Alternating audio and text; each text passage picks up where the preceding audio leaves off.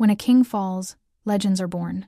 Don Luca Moretti, the most feared mafia boss in New York, made one final request before his execution: to see the one man who had destroyed him. Not his lawyer, not his family, but Marco, his runner. What the guards witnessed that day wasn't a goodbye, it was a reckoning. And by the time Luca took his last breath, he had already won a war no one knew he was fighting. Before we begin this jaw-dropping story, subscribe and hit the bell so you never miss a tale of betrayal and redemption. Comment below where you're watching from. I love hearing from you. Now, let's dive in. That morning, the air inside Rikers Island Penitentiary felt heavier than usual, as if the concrete walls themselves knew what was coming. Every sound, the metallic clank of steel doors, the echo of boots on cold tile, the low hum of fluorescent lights carried a weight that pressed down on everyone inside. In cell block D, Don Luca Moretti sat on the edge of his narrow cot, hands loosely clasped between his knees, eyes fixed on the scuffed gray floor.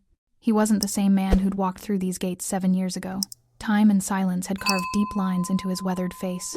The sharp defiance that once made detectives look away had softened into something quieter, something unreadable. The guards expected the usual last request: a steak dinner, a phone call to a son or a mistress, maybe a priest who'd listened to confessions no one else wanted to hear.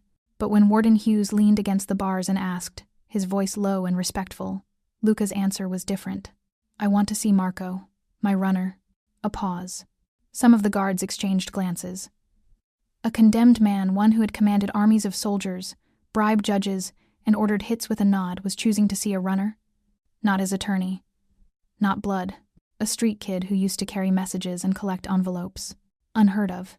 But for Luca, Marco wasn't just a messenger. He was the last thread connecting him to a life before the betrayal, before the trial, before the world turned its back. In his final hours, Luca didn't want empty prayers from strangers. He wanted to look into the eyes of the one man who knew the truth whether he admitted it or not. Warden Hughes leaned back in his chair, fingers drumming on the steel desk. He'd granted strange last requests before. A guitar, chocolate cake at midnight. Once, a priest who never showed. But bringing a civilian, especially one tied to organized crime, into maximum security on execution day? Never. In the control room, officers debated in hushed, urgent tones. "It's a security risk," one said, arms crossed. "This isn't some family reunion. It's a condemned mob boss. We don't even know if this Marco guy is clean," another added. "What if it's a setup?" Officer Ramirez, older and quieter than the rest, leaned against the wall. He'd watched Luca for years. No fights, no contraband, no threats, just silence and obedience. "Marco's all he has left," Ramirez said softly. "No visitors, no letters, no one." He paused, meeting the warden's eyes through the glass. "Maybe we let him go in peace." Warden Hughes pulled Luca's file, flipped through incident reports all clean. Personal notes mentioned a history with the runner, Marco De Luca, last known address in Queens. No warrants, no record. After a long silence, Hughes made the call. "Under strict supervision, Visitation Hall B, 15 minutes, 5 officers present." Word spread fast. Some guards shook their heads, muttering about policy. Others whispered about loyalty, about the strange bond between a king and the pawn who ran his errands. For Luca, those 15 minutes were an eternity he'd been waiting for. Somewhere out there, Marco was on his way, nervous, guilt-ridden, unsure, and neither of them knew how much this moment would change everything. What do you think Marco will say when he walks through that door? Drop your predictions in the comments. And if you're hooked, smash that like button. This story is just getting started. The prison visitation hall stood cold and still as the far door creaked open. Luca Moretti sat at a steel table bolted to the floor, wrists cuffed loosely in front of him, orange jumpsuit wrinkled from sleepless nights. His eyes dark, steady, unblinking, locked onto the entrance. Then he saw him. Marco stepped through, flanked by 2 officers.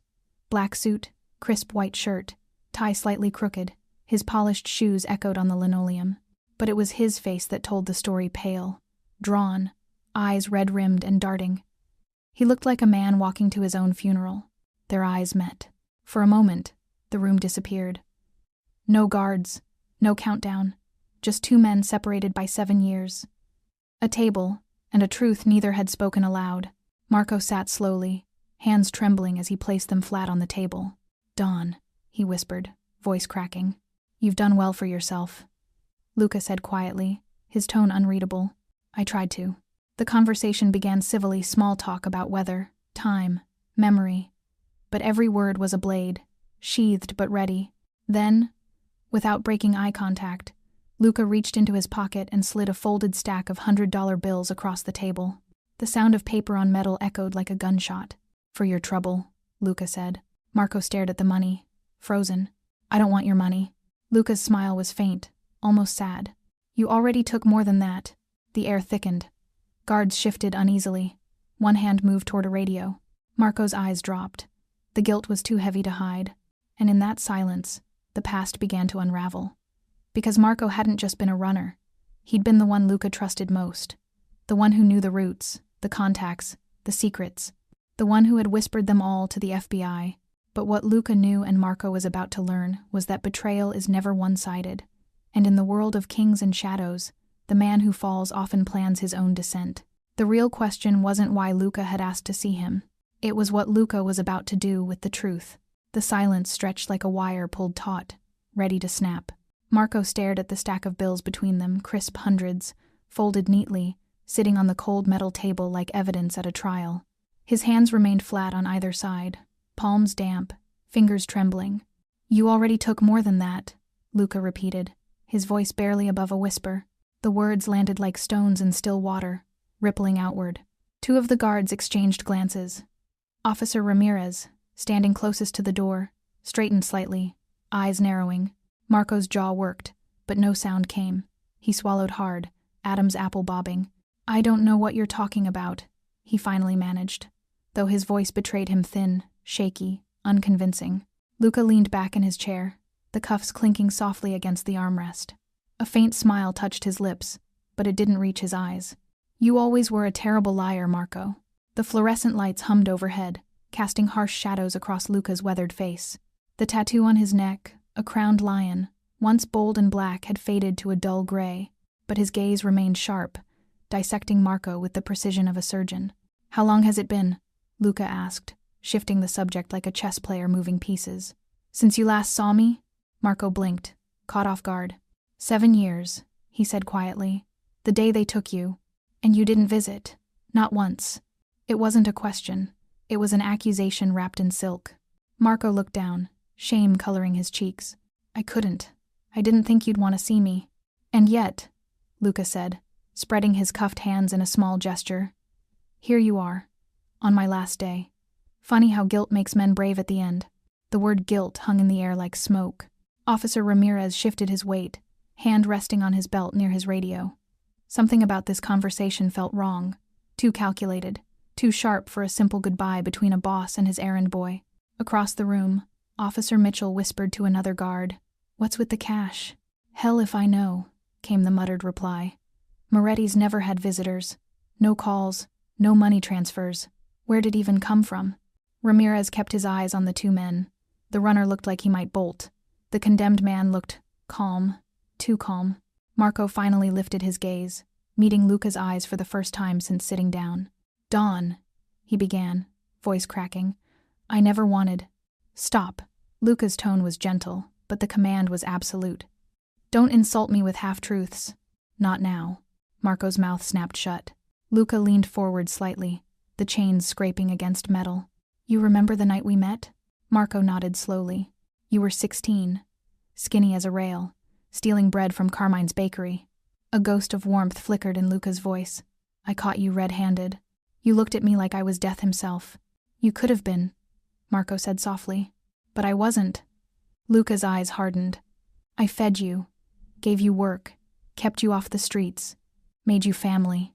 The weight of those words pressed down on Marco like a physical force. His breathing quickened. "I know," he whispered. "Do you?" Luca's voice dropped, cold now. "Because family doesn't whisper to the FBI, Marco. Family doesn't trade names for immunity. Family doesn't walk away clean while everyone else burns." The room went silent. Even the guards stiffened. Officer Mitchell's hand moved instinctively toward his weapon. Ramirez took a step closer, eyes locked on Marco. Marco's face went ashen. His lips parted, but no sound came out. Tears welled in his eyes, blurring his vision. "Dawn, how much did they offer you?" Luca's tone was almost curious now, clinical. "Witness protection? A clean slate? Money?" Marco shook his head violently, tears spilling over. It wasn't like that.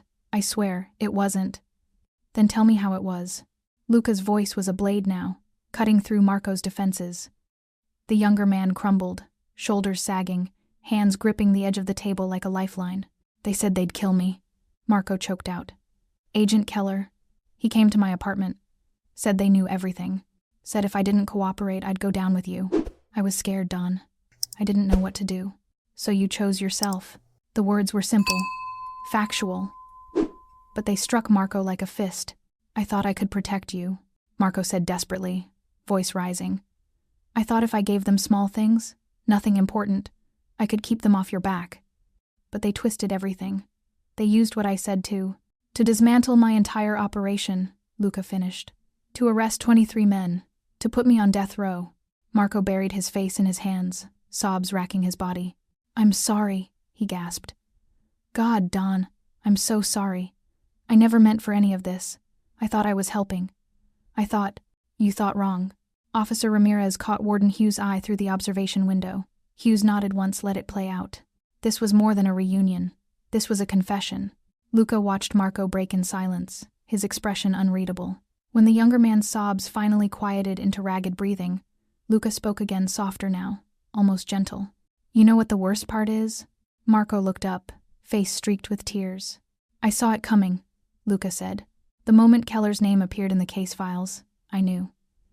You were always too soft for this life, Marco. Too good. It was only a matter of time before they found your weakness. Marco's brow furrowed.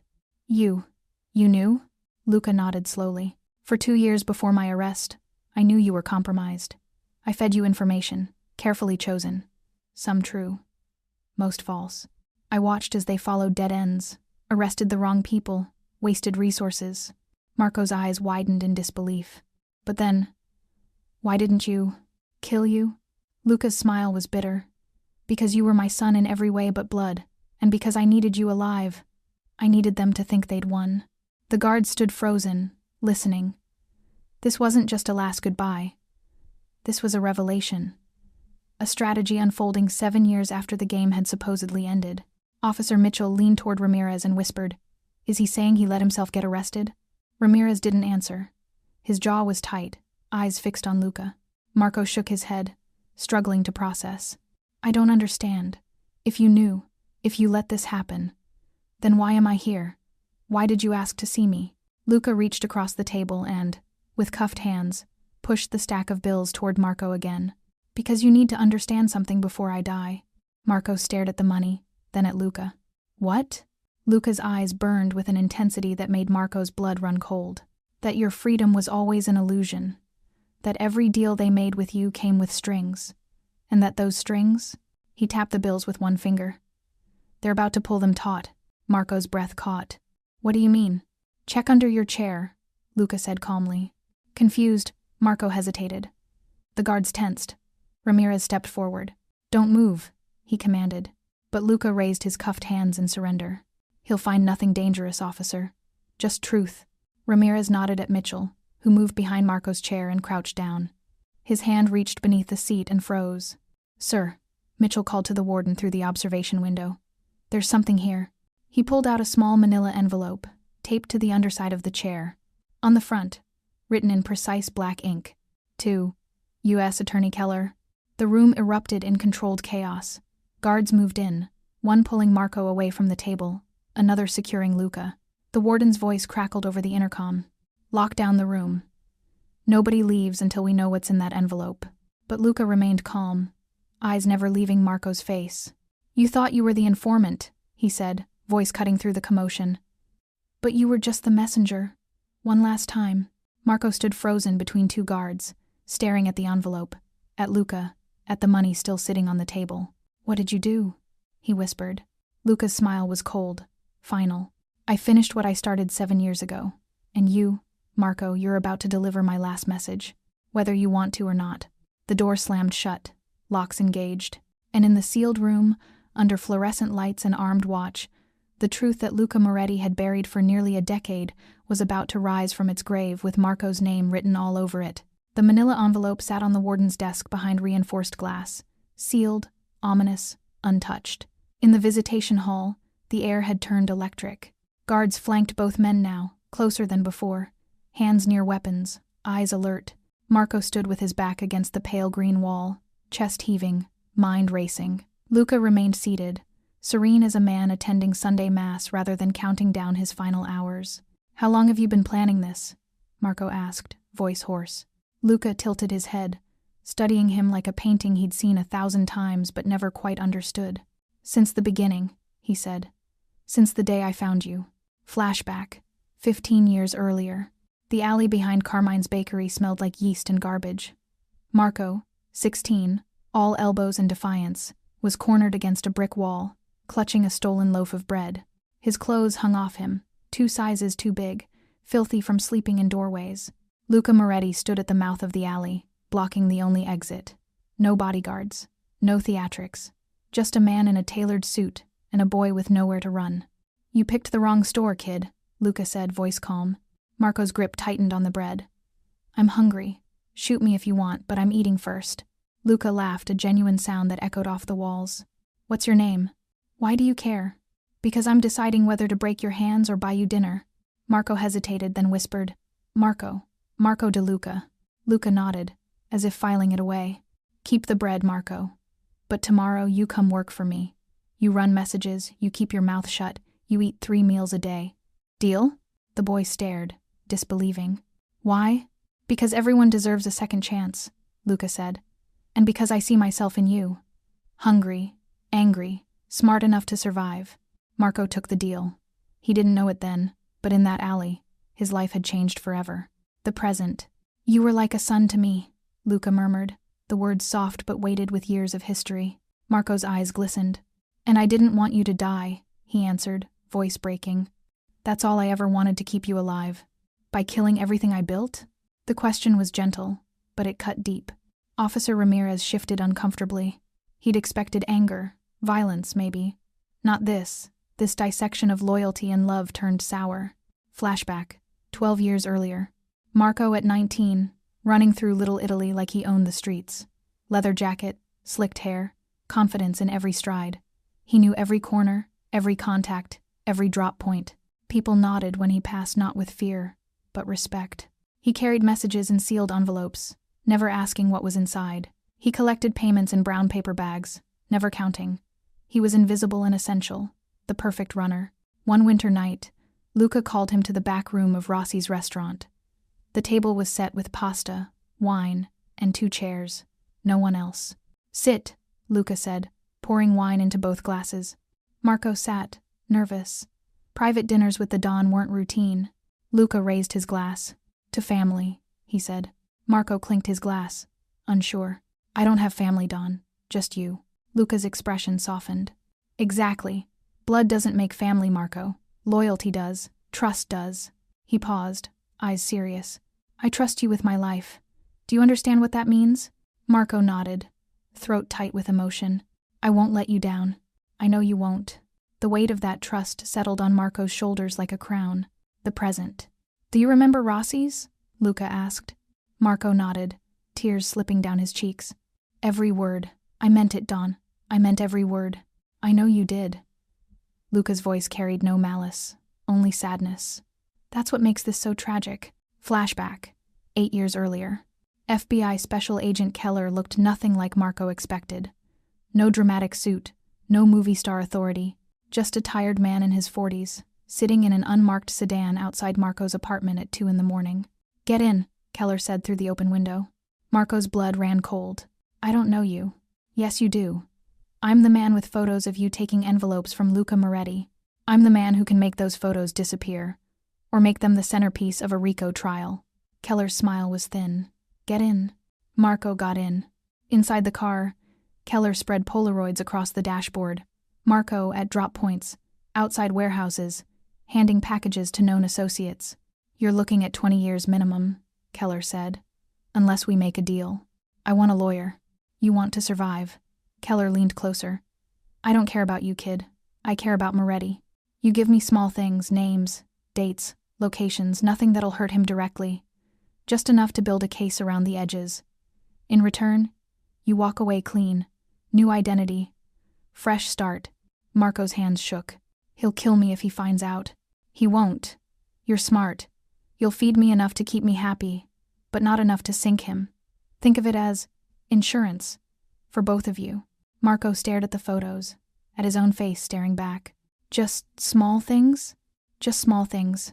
Marco made the worst decision of his life. Okay, the present. Keller promised me it would only be small things, Marco said, voice raw. Background intel. Minor names. Nothing that would touch you directly. Luca's expression didn't change. And you believed him? I had to, Marco's voice cracked. He had me, Don. I thought I could control it. Feed them lies. Mix in truth. Keep them chasing ghosts while keeping you safe. How'd that work out? The question hung in the air. Unanswerable. Flashback. 7 years earlier. The arrest. The raid came at dawn. 10 federal agents. Battering ram through Luca's door. Guns drawn. Shouting. Luca stood in his robe. Hands raised. Utterly calm. Luca Moretti. You're under arrest for racketeering. Conspiracy to commit murder. Money laundering. The list went on. As they cuffed him, Luca caught Agent Keller's eye. Keller stood in the doorway, arms crossed, victorious. Who talked? Luca asked quietly. Keller smiled. Does it matter? Your empire's done. But Luca wasn't looking at Keller. He was looking past him, to the street where a familiar figure stood frozen in horror, watching from across the road. Marco. Their eyes met for 3 seconds. Then Marco turned and ran. Luca didn't call out, didn't resist. He simply smiled a small, knowing smile that no one understood. Not then. The present. I watched them take you, Marco whispered. I was across the street. I wanted to scream, to confess, to stop it, but I just ran. I know, Luca said. I saw you. Marco's head snapped up. You saw me? Of course I did. You think I didn't know you'd be there? You think I didn't know everything? The room seemed to shrink. Even the guards were leaning in now, captivated. But if you knew, Marco stammered, why didn't you stop me? Why didn't you? Because you were doing exactly what I needed you to do, Luca said simply. The words landed like a bomb. Marco staggered, catching himself against the wall. What? Luca leaned forward, chains clinking. Every piece of information you gave Keller? I fed it to you first. Every name, every location, every secret you thought you were stealing. I handed it to you on a silver platter. Marco's world tilted. No, that's not. You thought you were protecting me. Luca continued, voice dropping to something almost tender. But you were burying me. Exactly as I planned. Officer Ramirez exhaled slowly, the pieces clicking into place. This wasn't a confession. It was a masterclass. Why? Marco's voice was barely audible, broken. Why would you do that to yourself? To me? Luca's eyes gleamed with something ancient and dangerous. Because some thrones can only be protected by falling from them, and some truths can only be revealed from the grave. He glanced at the envelope on the warden's desk. You thought you were Keller's informant, but you were always my messenger, Marco. One last delivery. His voice dropped to a whisper. And tomorrow after they bury me, you're going to deliver the message that destroys everyone who thought they'd won. The silence that followed was suffocating. Marco slid down the wall, sitting on the cold floor, head in his hands. Everything he thought he knew shattered around him. And Luca Moretti, hours from death, sat like a king surveying the ruins of an empire he'd burned himself on purpose. You thought you were protecting me, Luca whispered almost tenderly. But you buried me, he smiled. And in doing so you planted the seed that will rise when I'm gone. Warden Hughes descended from the observation deck, his footsteps echoing through the corridor like a judge approaching the bench. The visitation hall had transformed into something else, no longer a place of goodbye, but a crime scene waiting to be understood. The envelope lay on the table now, positioned between Luca and Marco like a piece on a chessboard. Officer Mitchell stood guard over it, hands behind his back, eyes flicking between the writing on the front and the man in the orange jumpsuit. To U.S. Attorney Keller. The words were written in precise, unflinching script, the penmanship of a man who signed death warrants with the same hand. Hughes stopped at the edge of the table, jaw tight. What is this, Moretti? Luca didn't look up immediately. He sat perfectly still, studying his cuffed hands as if they held some ancient secret. When he finally raised his eyes, there was something unsettling in them, not fear, not defiance, satisfaction. Evidence, he said simply, the kind that outlives its maker. Hughes's eyes narrowed. Evidence of what? Luca smiled, a slow, deliberate curve of his lips that sent a chill through the room. Everything. Marco remained slumped against the wall, his mind still reeling from the revelations of the past hour. But at Luca's words, his head snapped up. "What do you mean? Everything?" he asked, voice raw. Luca finally looked at him, and for a moment, there was something almost paternal in his gaze. "I mean exactly what I said. Every bribe, every payoff, every dirty deal cut in backrooms and courthouse chambers. Every federal agent, prosecutor, and judge who built their career on my back while lining their pockets with my money." He paused, letting it sink in. "Including Agent Keller." The room went silent except for the hum of fluorescent lights. Hughes stepped closer, voice dropping. "You're saying a federal agent took bribes?" "I'm saying he orchestrated them," Luca corrected. "For 3 years before my arrest, Keller wasn't investigating me, he was managing me, controlling the flow of information, deciding which operations to hit and which to ignore, all for a percentage." Officer Ramirez, who had been standing near the door, moved forward. His years on the job had taught him to recognize truth, even when it came from the mouth of a condemned man. "If that's true," Ramirez said carefully, "why didn't you use it at trial?" Luca's eyes gleamed. "Because a man on trial fights to survive. A dead man?" He tilted his head. "A dead man becomes legend, and legends can't be cross-examined." Hughes picked up the envelope, turning it over in his hands. It was sealed with red wax, pressed with an insignia, a crowned lion, the Moretti family crest. "How do I know this isn't just a last-minute fabrication? A dying man's attempt to muddy the waters?" "You don't," Luca said calmly. "Not until you open it, which I won't do. Not yet." "I wouldn't expect you to." Luca leaned back, chains scraping against metal. "But I know you will. Eventually. Because men like you can't resist the truth, even when it threatens everything you believe in." Hughes's jaw tightened, but he said nothing. "What's inside?" Marco asked quietly. He'd found his voice again, though it trembled. Luca turned to him, expression softening just slightly.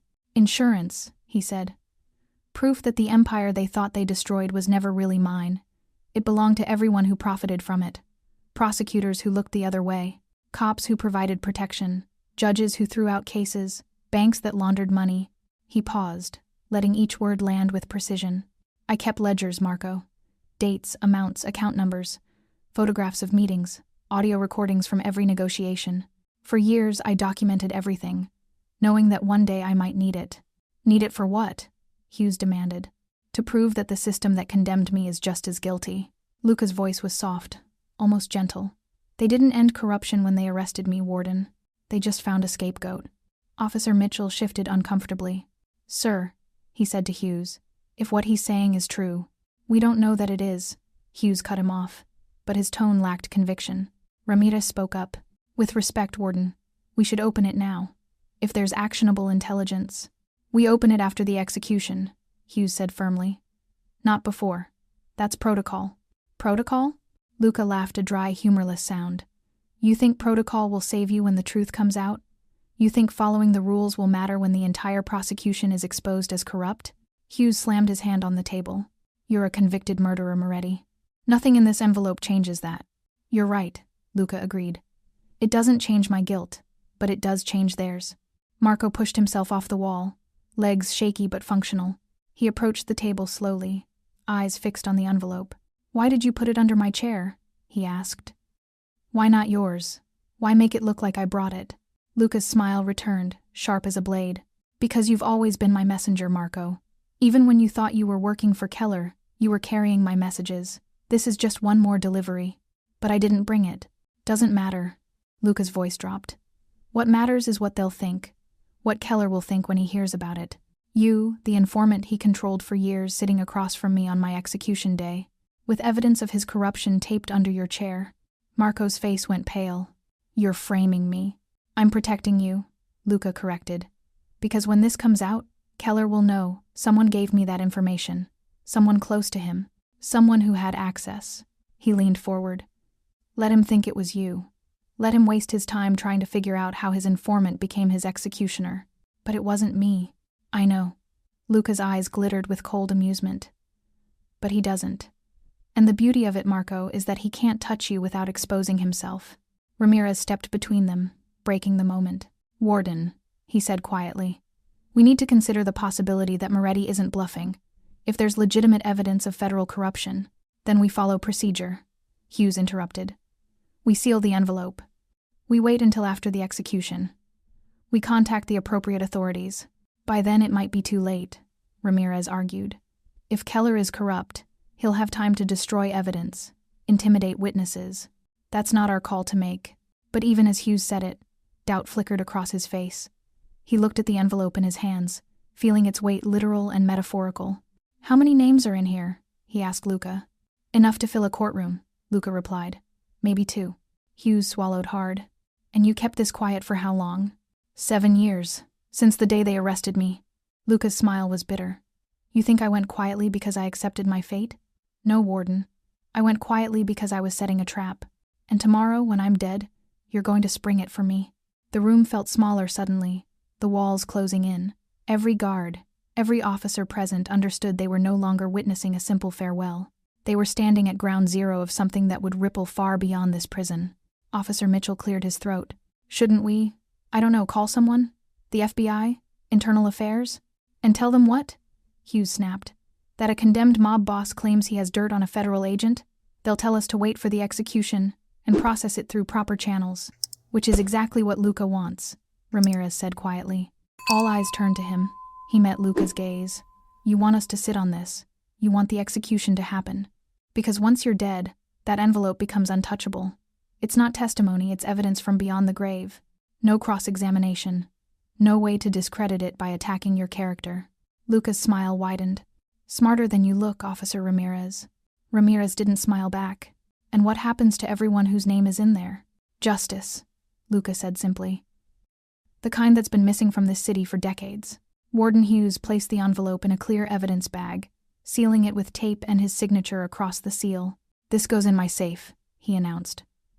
No one touches it until after 7 a.m. tomorrow. Is that understood? Murmurs of agreement.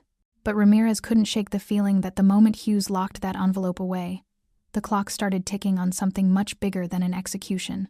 You think you ended my empire, Marco, Luca said softly, watching the warden walk away with the envelope. But I built one that even death can't erase. Marco sank into the chair, face in his hands. What have you done? He whispered. What I always do, Luca replied. I played the long game. Outside, storm clouds gathered over the prison.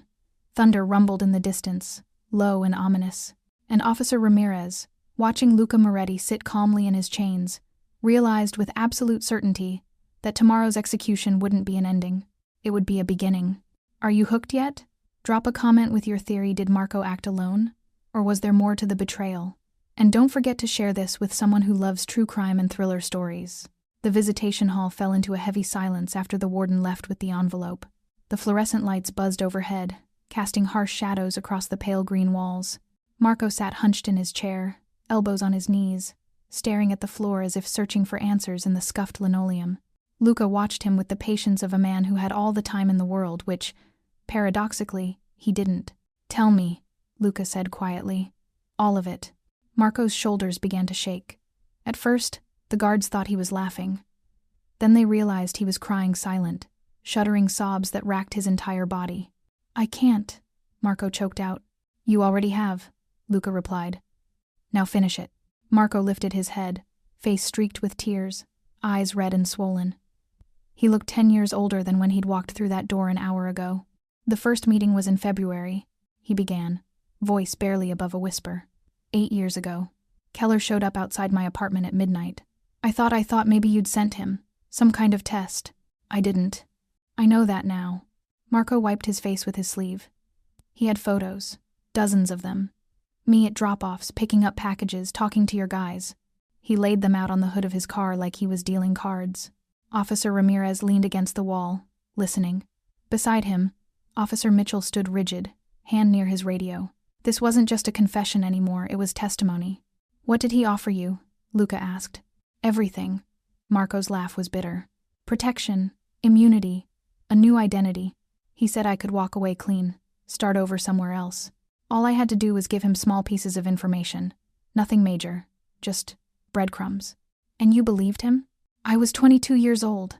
Marco's voice cracked, rising. I was terrified.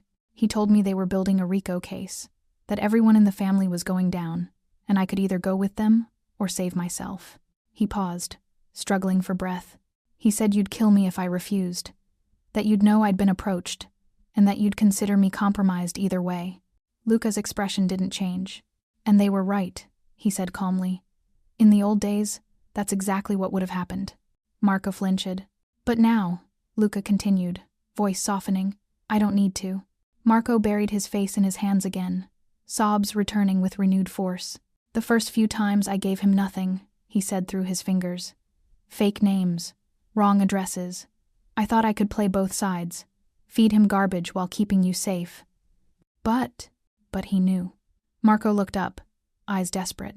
He knew I was lying. He showed me transcripts, wiretaps, surveillance photos proving every lie. He said if I didn't start cooperating for real, he'd arrest me on the spot and tell you I'd been working with them from the start. So you started telling the truth. Small truths, Marco insisted. I swear, Don, I only gave him things I thought wouldn't hurt you. Old operations, closed businesses, guys who'd already left the family. Like Vincent Russo? Marco froze. You knew about... Vincent was arrested 6 months after your first meeting with Keller, Luca said, charged with weapons trafficking. Evidence came from an anonymous informant. His eyes bored into Marco. That was you. Marco's head dropped. Vinny was moving guns without your approval. He was sloppy. I thought I was helping you clean house. By sending him to federal prison? By removing a problem. Marco's voice rose again, desperate. Keller said he was going down anyway. Said I might as well take credit for it, build trust. And it worked. After Vinny, Keller backed off for a while. I thought I'd bought us time. Luca leaned back, chains clinking softly. You weren't buying time, Marco. You were feeding a fire. Officer Ramirez exchanged a glance with Mitchell. This was spiraling into something neither of them had been prepared for, a confession to crimes 8 years old, involving a federal agent who might himself be corrupt. How many meetings? Luca asked. 12, Marco whispered. Over 2 years. Always late at night. Different locations. He'd call from a burner phone, give me 20 minutes notice. And what did you get in return? At first, nothing. Just the promise that when things went bad, he'd make sure I was protected. Marco's voice turned hollow. But after the 6th meeting, he started paying me $500 each time. Said it was for my trouble. Blood money. I never spent it, Marco said quickly. I kept it in a box under my bed. Every dollar. I don't know what I thought. That if I kept it, it wasn't real somehow. Luca's laugh was soft and humorless. You kept receipts of your betrayal. I kept proof, Marco shot back. Proof that Keller was paying me. Proof that the FBI was running an illegal operation. I thought if things ever went wrong, I could use it against him. Did you? No. Marco's shoulders sagged. When they arrested you, when everything fell apart, I burned it all. Every dollar, every note, every piece of evidence that could have saved us both. The silence that followed was crushing. I didn't want you to die, Marco said, voice breaking completely now. That's the truth, Don. Every decision I made, every word I gave Keller, I thought I was protecting you. I thought if I gave them small sacrifices, I could keep them away from the big things. From you. But you couldn't. No. Tears streamed down Marco's face. Because Keller wasn't interested in small things. He wanted everything, and he used every scrap of information I gave him to build a map. A map that led straight to you. Luca studied him for a long moment, expression unreadable. You were desperate, scared, and lost without my shadow to guide you, he said quietly. I understand that. I even forgive it. Marco's head snapped up, hope flickering in his eyes. You forgive me? I forgive the boy who made those choices, Luca clarified. But the man sitting in front of me now? He has to live with them. The hope died as quickly as it had appeared. Luca leaned forward, voice dropping to something almost conspiratorial. Do you want to know the real tragedy, Marco? What? I orchestrated all of it. Marco blinked, confusion replacing despair. What are you talking about? My arrest. The collapse of the empire, the prosecution. Luca's eyes gleamed. I set it all in motion years before Keller ever approached you. That's not possible. Isn't it? Luca tilted his head. Think, Marco. Why would a man as careful as me suddenly get sloppy? Why would I leave trails that led to my own arrest? Why would I allow my organization to become so visible that the FBI could dismantle it in 6 months? Marco shook his head, struggling to process. You're saying you wanted to be arrested. I'm saying I saw what the family was becoming, Luca replied. Corrupt from the inside. Agents on our payroll, prosecutors protecting us, police looking the other way. We weren't criminals anymore, we were part of the system. And systems rot from within. He paused, letting it sink in. So I set a trap. Not just for Keller, not just for the FBI, but for everyone who'd profited from our corruption. I documented everything, every bribe, every payoff. I created a trail that would surface only after I was gone. But why? Marco's voice was desperate. Why sacrifice yourself?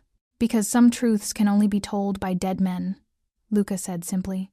Living men can be threatened, discredited, killed. But a dead man? He smiled. A dead man's testimony is eternal. Officer Ramirez felt a chill run down his spine. He was beginning to understand the scope of what Luca Moretti had done not just to his enemies, but to himself. You used me, Marco whispered. You knew I was informing, and you used me to feed them exactly what you wanted them to know. Yes, you let them arrest you, convict you, sentence you to death. Yes, why? Marco's voice cracked. Why put yourself through this? Luca's expression softened for the first time, something almost paternal in his eyes. Because the empire I built had become a monster, and the only way to kill it was from the inside. He leaned back. I chose you as my messenger because I knew you'd do exactly what you did, try to protect me by betraying me. And in doing so, you delivered every corrupt official into my trap. Marco stared at him, tears streaming freely now. I destroyed you. No, Luca corrected gently. You delivered me. The room fell silent except for Marco's quiet sobs. The guards stood frozen, witnesses to something far bigger than themselves. Luca's voice, when he spoke again, was barely above a whisper, but it carried the weight of a final judgment. You were my messenger, Marco, and you delivered me to eternity. He smiled, sad, knowing, complete. And tomorrow, when I'm gone, you'll deliver one final message, the one that burns it all down. Night fell over Rikers Island like a shroud. The fluorescent lights in death row dimmed to a pale glow, casting long shadows across concrete floors and steel bars. The usual sounds, distant voices, clanging metal, footsteps, had faded into an eerie quiet. Even the other inmates seemed to sense that tonight was different. That somewhere in cell block D, a man was counting down his final hours. Luca Moretti sat on the edge of his cot, hands folded in his lap, staring at the opposite wall. He'd refused the chaplain, declined the final meal, sent away the prison psychologist who'd come to evaluate his mental state before execution. I'm quite sane, he'd told her. Perhaps the sanest I've ever been. Now, alone in his cell, he simply waited. Outside his bars, Officer Ramirez sat in a folding chair, arms crossed, watching. Protocol dictated a guard remain present during a condemned man's final night suicide watch, they called it. As if a man hours from execution would rob the state of its vengeance. But Ramirez wasn't there for protocol. He was there because something about Luca Moretti demanded witness. This wasn't just a man dying, it was something larger, something that would echo long after the lights went out. You should go home, Luca said without turning around. Spend time with your family. Ramirez shifted in his chair. I'm where I need to be. Watching a dead man breathe? Watching a man face what most people spend their lives running from. Luca turned his head slightly, a faint smile playing at his lips. And what's that? Truth, Ramirez said simply. The kind you can't hide from when there's nowhere left to run. Luca was quiet for a moment, then nodded slowly. You're wiser than most, Officer Ramirez. Just old. Same thing. Thunder rumbled in the distance, low and resonant. Through the narrow window high on the wall, Luca could see dark clouds gathering, blotting out the stars. The air pressure had dropped, he could feel it in his bones. That electric tension before a storm breaks. Fitting weather, Ramirez observed. Nature's sense of drama, Luca replied. Even the sky wants to mark the occasion. You don't seem like a man about to die. Luca turned fully now, meeting Ramirez's eyes through the bars. That's because I already did, he said quietly. The night I trusted. Ramirez leaned forward, elbows on his knees. When was that? 7 years ago. The night before my arrest. Luca's eyes grew distant. I stood on my balcony overlooking the city, my city, and I realized something. Every person I'd trusted, every alliance I'd made, every deal I'd cut, they were all built on sand.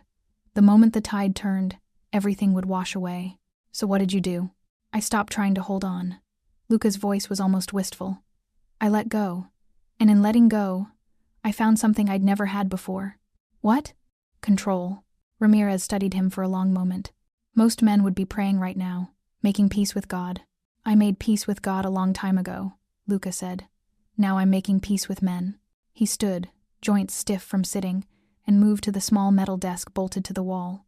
On it sat 2 pieces of paper, an envelope, and something Ramirez hadn't noticed before: a short candle and what looked like a stick of red sealing wax.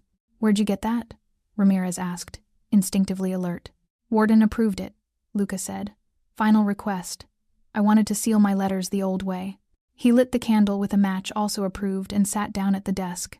The small flame cast dancing shadows across his weathered face, making him look both younger and older at the same time. Who are you writing to? The living and the guilty, Luca replied. Same thing, really. He picked up the first piece of paper, pen in hand, and paused. Outside, lightning flickered, distant but growing closer. The storm was coming. Luca began to write. His handwriting was surprisingly elegant, the script of a man educated in old-world traditions, before violence became his language. The words flowed steadily, without hesitation or correction. He knew exactly what he wanted to say. The first letter took 10 minutes. When he finished, he folded it carefully, creased the edges with precision, and set it aside.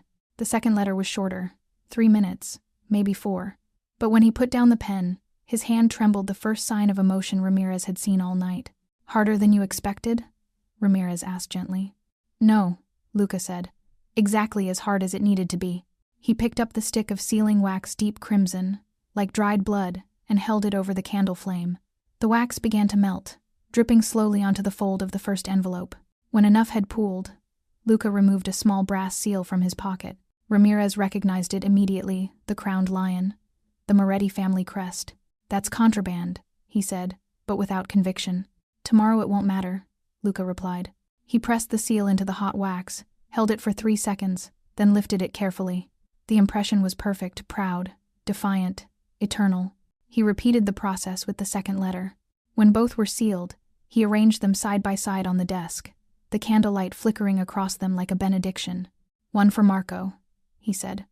One for the warden. What do they say? Luca smiled. What all last words should say. The truth. Thunder cracked closer now, the storm rolling in from the east. Rain began to patter against the window, soft at first, then harder, until it drummed a steady rhythm against glass and concrete. Luca extinguished the candle with his fingers, not flinching at the heat. Do you believe in God, Officer Ramirez?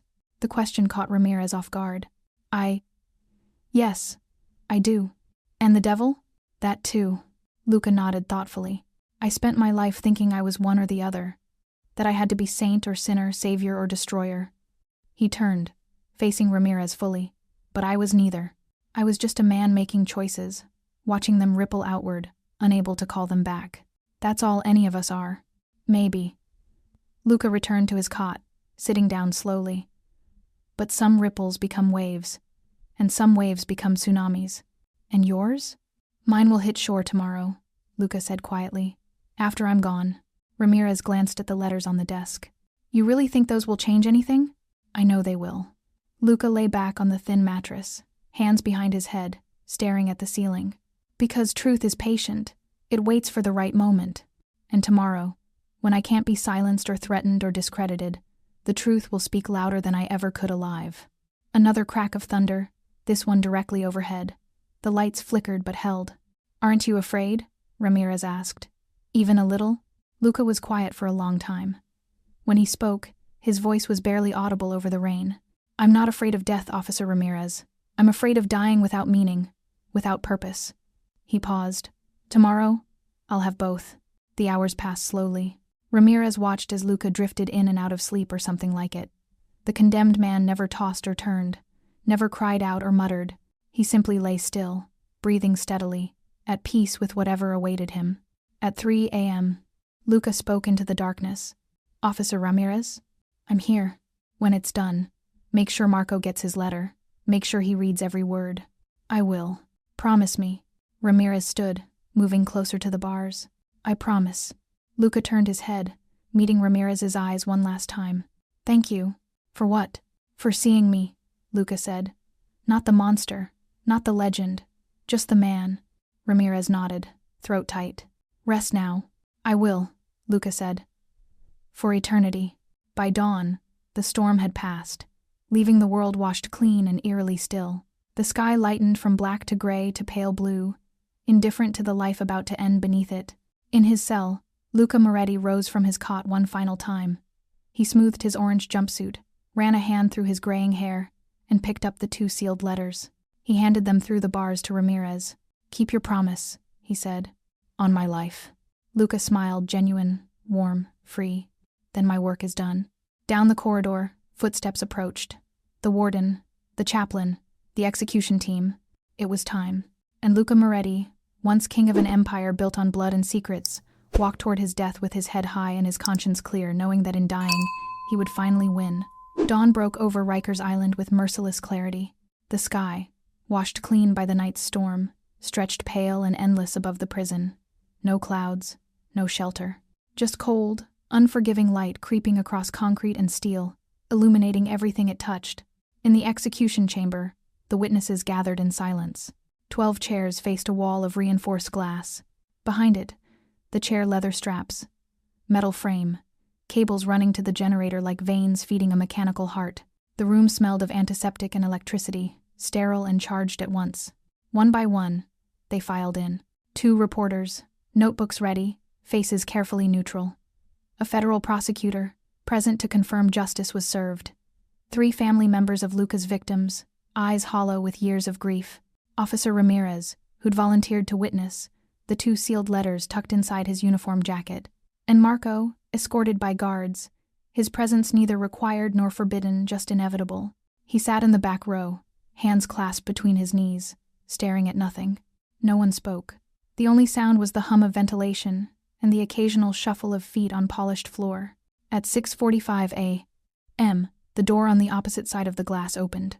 Warden Hughes entered first, face grave, carrying a leather folder. Behind him, 2 guards. And between them, wrists cuffed and ankles shackled, walked Luca Moretti. He'd refused the hood, declined the sedative. His orange jumpsuit had been replaced with plain gray standard execution attire. His hair, freshly combed, showed more gray than black in the harsh fluorescent light. But his posture was straight, shoulders back, head high.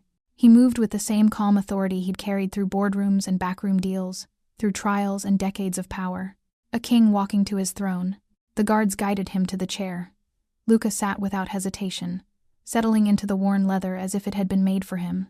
His eyes swept across the witnesses on the other side of the glass, pausing briefly on Marco, a flicker of something passing between them, then returned to the warden. Proceed, he said simply. Warden Hughes opened the folder, cleared his throat, and began to read. Luca Antonio Moretti. On this day, November 4th, you have been brought to this chamber to carry out the sentence handed down by the state of New York. You have been convicted of 3 counts of first-degree murder, racketeering, conspiracy, and crimes against the state. His voice was steady, practiced, devoid of emotion. The court has reviewed your case. All appeals have been exhausted.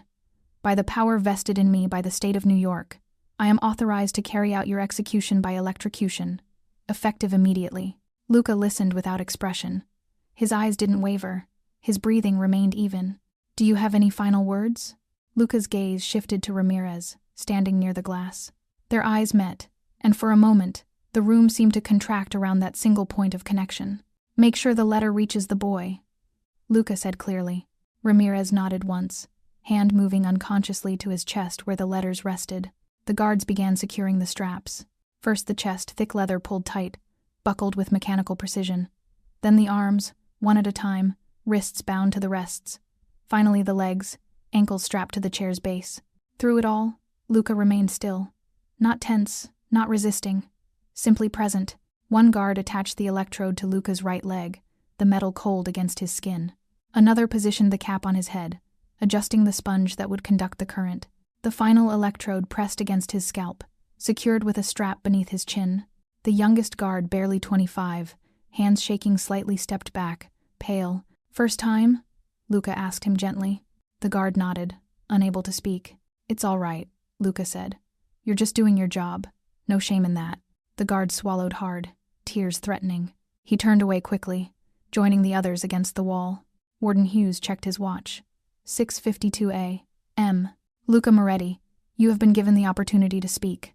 The state will now carry out your sentence. He paused. May God have mercy on your soul. Luca's lips curved into the faintest smile. He already has. Hughes stepped back, joining the guards.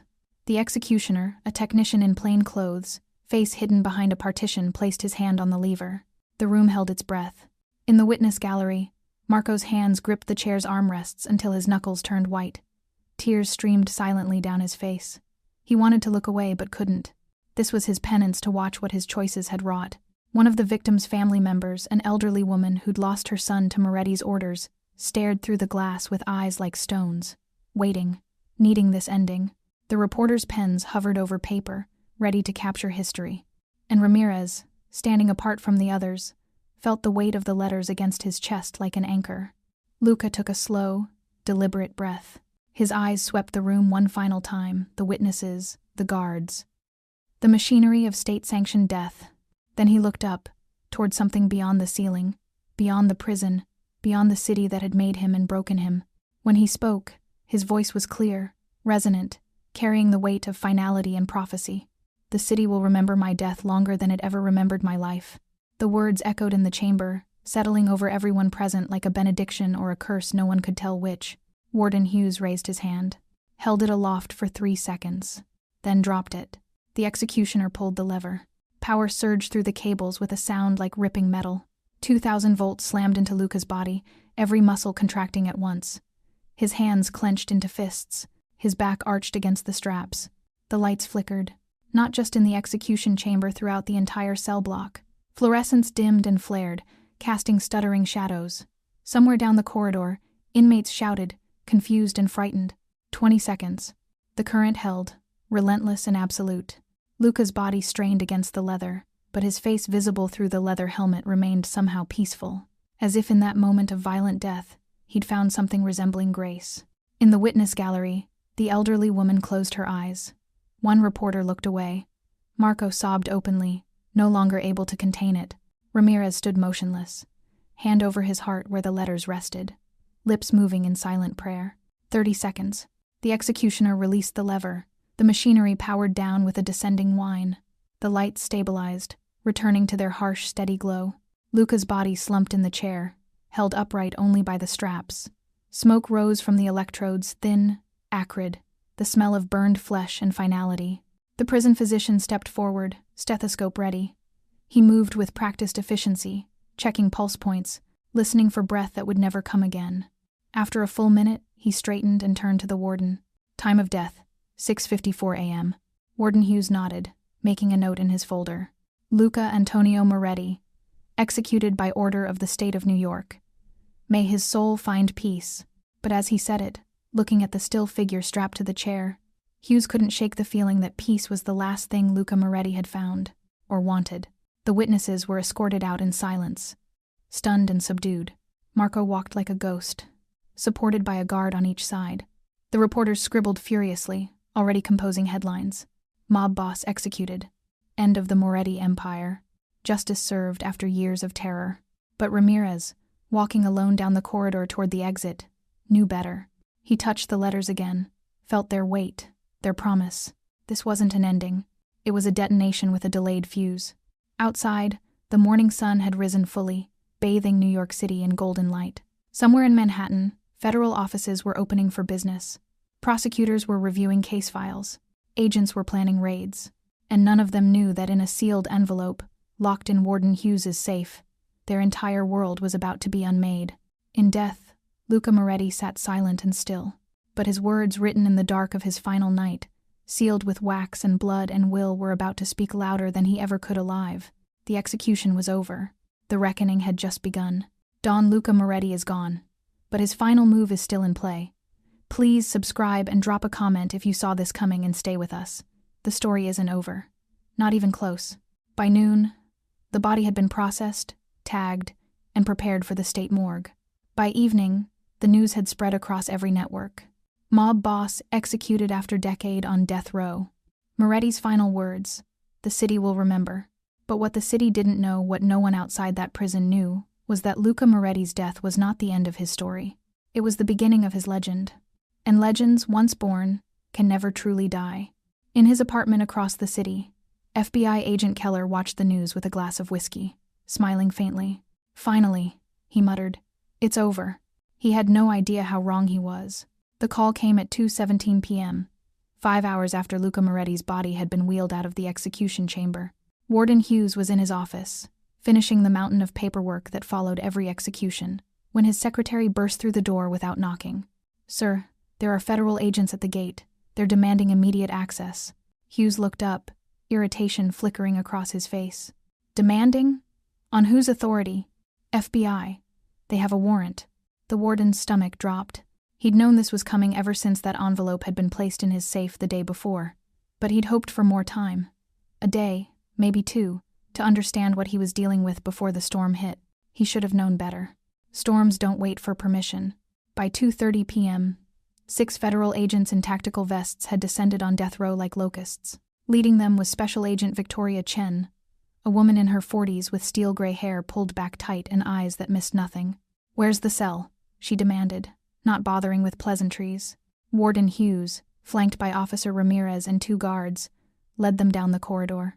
Their footsteps echoed in the empty cell block. Most inmates had been moved to recreation to avoid witnessing whatever was about to unfold. Cell D7, Luca Moretti's home for the past 7 years. The door stood open, bed stripped, personal effects already bagged for processing. It looked empty, abandoned, just another cell waiting for its next occupant. But Agent Chen wasn't fooled.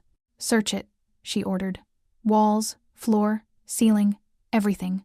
The agents moved with practiced efficiency, gloved hands running along every surface, testing for loose bricks, hollow spaces, hidden compartments. They dismantled the cot, examined the toilet, checked behind the small metal mirror. "What exactly are we looking for?" Hughes asked, though he already knew. "Evidence," Chen replied curtly. "Moretti made certain claims before his execution. We're here to verify them." "What kind of claims?" Chen didn't answer. She was watching one of her agents, a younger man with a tactical scanner, run it along the wall behind where Luca's desk had been. The device beeped. "Got something," the agent said. He pressed against a section of concrete. Nothing. Pressed harder. A small panel, expertly camouflaged, shifted inward with a soft click. Behind it, a hollow space no bigger than a shoebox. Inside, a manila folder, wrapped in plastic, sealed with tape. Chen pulled it out carefully, as if handling a live bomb. In a way, she was. She opened it. The silence that followed was deafening. Page after page of photocopied documents, bank statements, wire transfer records, photographs of men in suits exchanging briefcases in parking garages, audio transcripts marked with dates and locations, and names, so many names. Detective Lawrence Briggs, $50 quarterly. Assistant DA Margaret Frost, $25,000 monthly. Judge Theodore Wilkins, $100,000 per favorable ruling. And at the top of the list, highlighted in red, Special Agent Richard Keller, $250,000 annually plus 15% of seized assets. Chen's face went pale. Her hands trembled as she flipped through page after page of meticulously documented corruption spanning nearly a decade. "Jesus Christ," one of the agents whispered. "Bag it," Chen ordered, voice tight. "Every page, chain of custody. No mistakes." She turned to Hughes, eyes hard. "Did you know?" "No," Hughes said honestly. "But I'm not surprised." 20 minutes later, in Hughes's office, Agent Chen sat across from the warden, the manila folder between them like a ticking bomb. "Moretti left something else," Hughes said quietly. "A letter, addressed to me." Chen's eyes narrowed. "I want to see it." Hughes opened his safe, retrieved the sealed envelope with the crowned lion stamped in red wax, and handed it across the desk. Chen broke the seal with her thumb and unfolded the single page inside. She read silently, lips moving slightly. When she finished, her jaw was clenched so tight the muscles stood out like cords. "Read it aloud," she said, pushing it back toward Hughes. "I want everyone to hear this." Officer Ramirez, still standing by the door, straightened. The other agents gathered closer. Hughes cleared his throat and began to read. "To Warden Hughes, Agent Chen, and whoever else finds this. By the time you read these words, I will be dead, executed by a system that believed it had defeated me. But death is not defeat, it is transformation. And in death, I am finally free to speak truths that would have died with me in life. For 7 years, I have sat in your prison, silent and obedient, while the world celebrated my downfall. They called it justice. They called it the end of corruption. They were wrong. My empire did not fall because I was evil. It fell because I documented the evil of others, and they could not allow that evidence to survive. So they built a case against me, using informants they controlled and evidence they manufactured, and they put me on death row to ensure my silence. But I was never silent. I was waiting. The ledgers you've found are copies. Backups of backups. Hidden in places you'll never find until I want you to. Each document is verified. Each photograph is authentic. Each name belongs to someone who profited from my empire while pretending to destroy it. Special Agent Richard Keller orchestrated my arrest, not to serve justice, but to eliminate competition. He was my partner for 3 years, taking 15% of every operation in exchange for protection. When I told him I was getting out, that I wanted to dismantle the corruption we'd built together, he panicked, and he framed me. To the ones who thought they were untouchable, I thank you for finishing the story I began. You thought you were executing a criminal. You were crowning a martyr. Sleep well, gentlemen. My ghosts will be visiting soon. Luca Antonio Moretti. The silence in the room was absolute. Agent Chen stood abruptly, yanking her phone from her pocket. Get me Director Walsh. Now. She paced, voice tight with barely controlled fury. Yes, it's urgent. Tell him we have a code red situation involving Agent Keller and what? When? Her face shifted from anger to shock. Say that again. She listened for 10 seconds, then slowly lowered the phone, staring at nothing. Keller's gone, she said quietly. Disappeared 3 hours ago. Missed a meeting, isn't answering his phone. His apartment's empty, closet cleaned out. He ran, Ramirez said. He knew, Chen corrected. Somehow he knew this was coming. Hughes picked up the letter, studying it again. No, he said slowly. Moretti wanted him to run. That's why he had Marco's chair marked. Keller would have heard about the envelope, assumed Marco betrayed him, and bolted. Chen's eyes widened with understanding, making him look guilty even if we couldn't prove it yet. Moretti played the long game, Ramirez added quietly. Even from the grave. By 6 p.m., the news had broken. FBI agent wanted in connection with organized crime. Corruption. Scandal rocks. Federal prosecution. Executed mob boss leaves evidence implicating dozens. Every major network led with the story. Talking heads debated, pundits speculated, and lawyers across the city scrambled. At the federal courthouse, Assistant U.S. Attorney Margaret Frost, named in Luca's documents, was escorted from her office, in handcuffs, cameras flashing. Judge Wilkins resigned within the hour, citing health concerns. Detective Briggs was found at a bar in Queens, drunk and babbling about doing what he had to do to survive.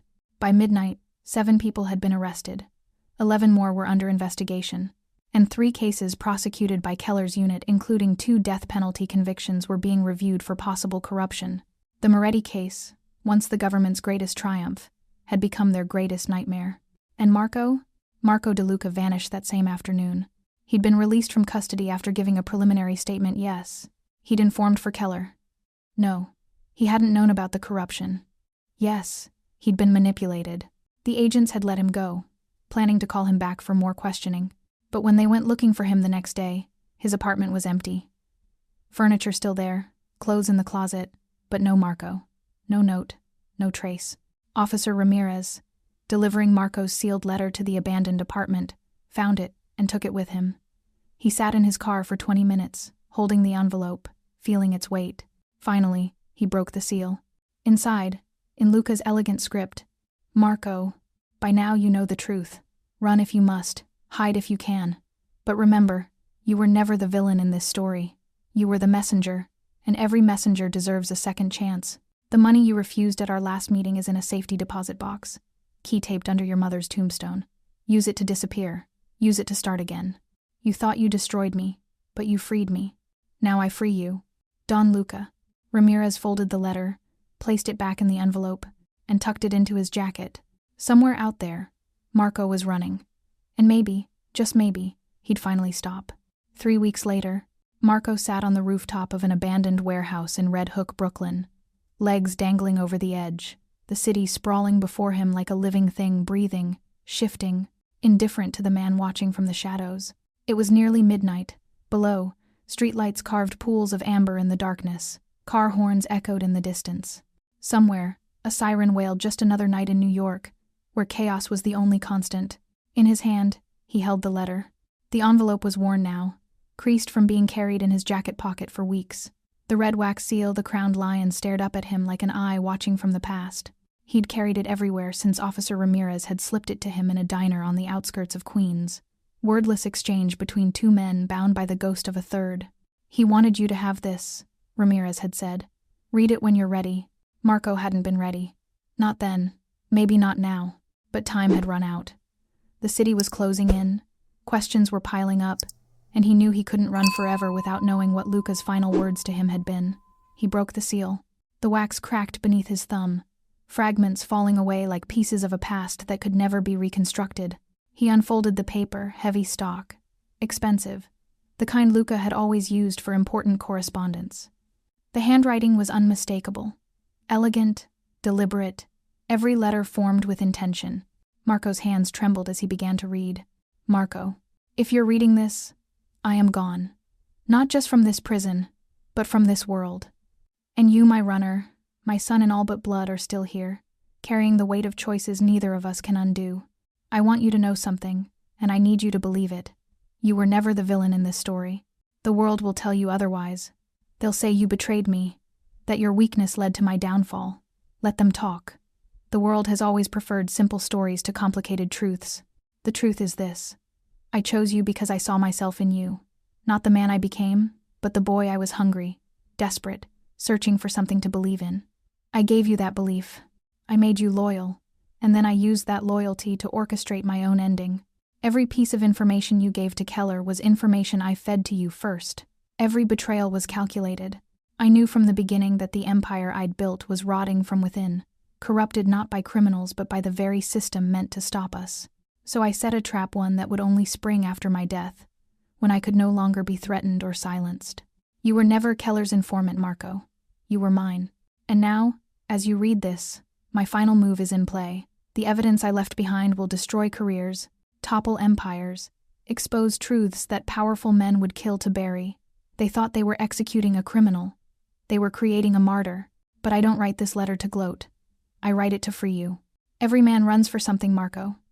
Some run for power, some for money, some for forgiveness. You ran for me, trying to save me, trying to protect me, even as you tore apart everything I'd built. Now I ask you to run for yourself. Take the money I left you.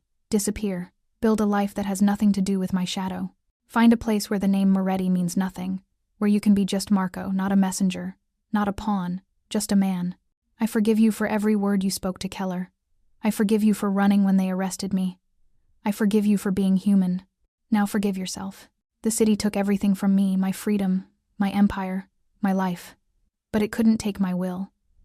And my final act of will is this. I give you yours back. Run, Marco. Run far. Run fast. And when you finally stop, build something worth staying for. You thought you destroyed me, but you freed me.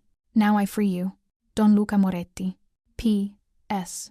When the king falls, the pawn finally learns he was never free. But freedom, Marco, isn't the absence of chains.